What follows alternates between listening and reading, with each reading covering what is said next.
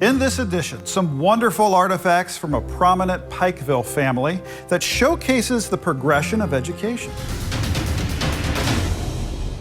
So these were artifacts that came from the Stevenson family in Pike County, so far eastern Kentucky. And the three items that we have today were used by Ann Stevenson. She was born in 1925 in Pike County, and we have her report card actually from 1934 from when she was a 5th grade student. Pretty easy to overlook. If you come across this in the archives, you say, oh, it's a report card, and it might be interesting to look at. You can see her grades. She was a very good student. She got straight A's. Most curriculum in the early 20th century was pretty narrow, pretty confined, the so-called 3 R's, reading, writing, and arithmetic.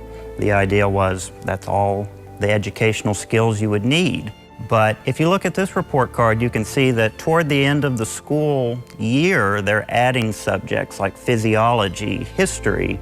We also have a desk and writing table. It's called the Chautauqua Combination Drawing Board and Writing Desk. It's a folding table, and so it doubles as a writing desk, but there's also room for a painting board or a chalkboard.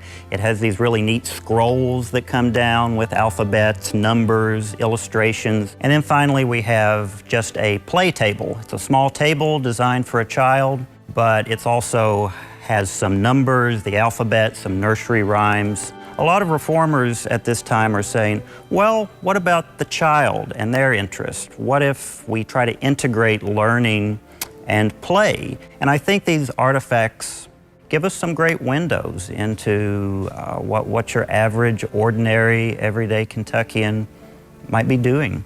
You can read all of the treatises that the professional educational reformers are writing, but at some point you have to actually go onto the ground and see how some of these reforms are taking place. How are they being implemented in the classroom? For example, a lot of reformers at the time were saying, oh, we need to broaden the curriculum, we need to teach history, we need to teach civics. But if you look at some of these report cards, you can see, hey, that's actually what was being taught. But as you start to get more historical pieces, more evidence, you can slowly piece together what these lived experiences might have been like. For more information, visit us online at history.ky.gov. From the Kentucky History Center and Museums in downtown Frankfort, I'm Doug High.